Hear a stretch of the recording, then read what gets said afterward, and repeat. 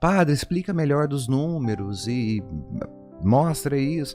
Porque eu Mas é comentei interessante na mesmo, perspectiva da Cabala, né? Porque como eles fazem a contagem dos anos a partir dos números, como as letras hebraicas correspondem a números, as palavras correspondem a números. Então tudo isso é muito importante. Você saber o significado do número. E o ano de 2025 é número 9. Quando você soma os números, 2025, 2 mais 0 mais 2 mais 5, você tem o número 9. Que é o mais egoísta dos números. Não, não é egoísta. Pelo contrário, o 9, ele encerra a linhagem de unidade, que vai de 1 a 9. Depois do 9 você tem dezenas. Entendo. Então ele encerra ciclos. Portanto, ele coroa o ciclo da unidade, que nós chamamos de materialidade.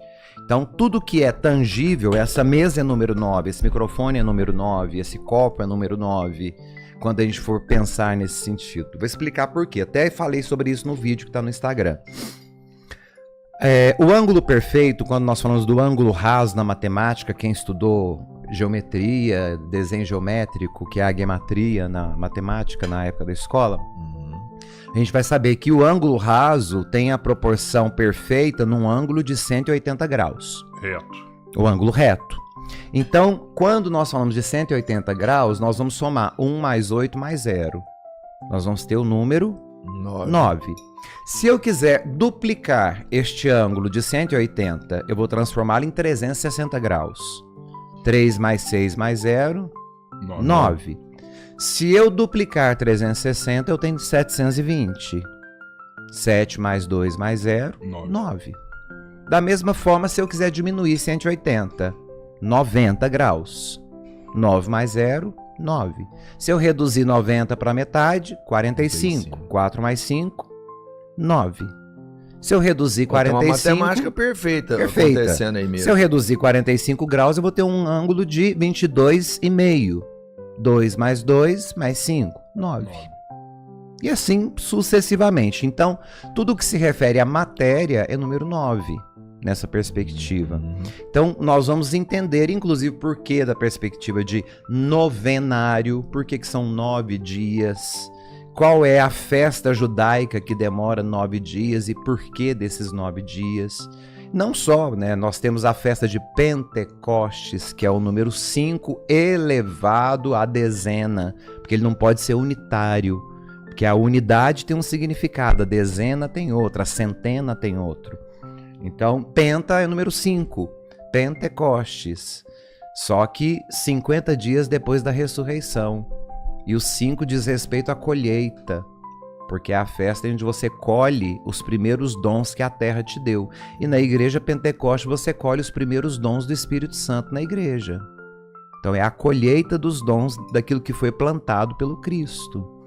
O próprio número 33, que é a idade de Cristo.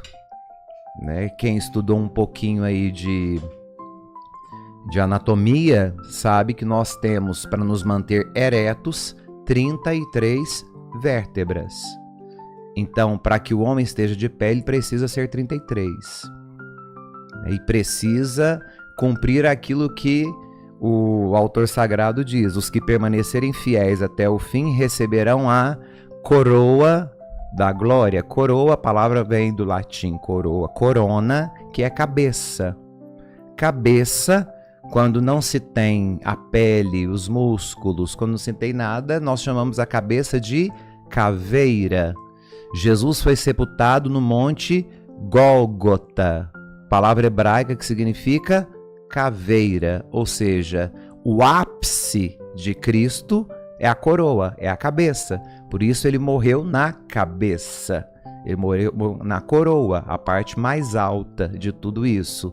E a coroa é o número 1. Né? Ela vem dentro de uma esfera daquilo que guarda todas as possibilidades espirituais. Então, dentro dessa perspectiva, nós temos muitas interpretações acerca dos números, que a gente conhecendo o mínimo vai nos dar um alicerce para compreender muito do que está escrito nos evangelhos.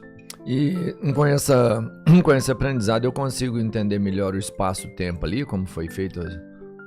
Consegue, se você se dedicar, você consegue entender melhor. Porque faz uma diferença você saber o contexto, espaço e tempo ali. Saber que o número 7 representa a perfeição, né, que é a junção do número 4 com o número 3. Eu sempre achei a matemática a ciência mais divina de todas. Sem dúvida.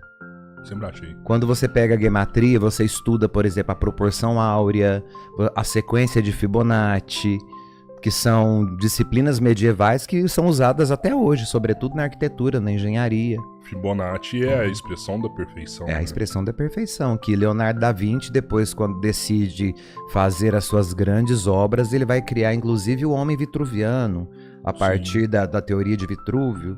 Aquelas obras da capela que você mostrou pro professor Daniel, professor Sabino, não lembro. Acho que foi pro Sabino. Tem Fibonacci naquelas obras também, da capela? Tudo é sequência de Fibonacci. Tudo. Naquelas obras. Todas. Estudaram todas. Todas. Por quê? Porque era uma ciência medieval pública.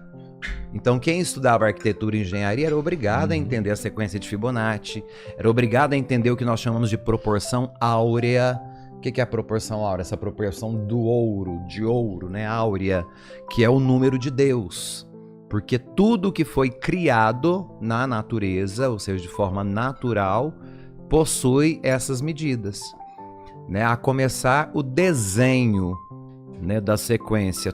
Tudo o que existe começou a existir em forma fetal ou aspiral, né? Ou espiral. Me corrija aí, eu não sei qual que é o termo certo. Acho que é espiral. Então, essa forma, desde o feto humano, o feto de qualquer animal, o feto de qualquer vegetal, ali o brotinho da planta tem forma fetal. Então, ali você tem, dentro daquele desenho fetal, você vai ter a sequência de Fibonacci.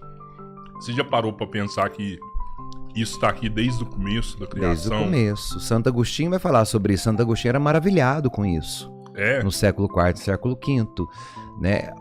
Tanto que ele vai falar que o defeito dele era olhar para essas coisas e enxergar essa perfeição e achar que aquilo ali é que era divino. Aí Santo Agostinho vai perceber, não, divino é a mão que criou isso. Quando ele se converte, ele vai entender, não, divino não é o que eu estou vendo. Divina é a mão que fez tudo isso. Mas a mão divina só faz coisas divinas. Só que Santo Agostinho não era convertido, né, Rodrigo? Ele não acreditava na mão de Deus. Quando ele percebe que... ele era ateu, Santo Agostinho? Ele era agnóstico. Então, quando ele começa a entender que por detrás da beleza física das coisas existia uma mão que fazia tudo aquilo, ele tem o estalo dele, né? Quando ele começa a compreender a verdade de Deus. Isso acontece com a maioria dos cientistas, assim, já percebeu isso aí também? Eu não acompanho muitos cientistas, né? O cara pesquisa tanto, que ele chega numa hora que ele não tem mais respostas para as coisas, não consegue compreender. Tem que ter uma mão que rege tudo isso, né? E Santo Agostinho, no livro das Confissões, ele vai dizer, né? Eis que eu te procurava fora, mas tu estavas dentro. Eu te buscava nas coisas maravilhosas que sem ti nunca existiriam. Eu contemplava a obra da criação e me esquecia que sem o Criador, aquilo que eu contemplava não existiria. Então Santo Agostinho ele dá uma aula. A propósito, quem não leu as Confissões de Santo Agostinho tem a obrigação moral de ler.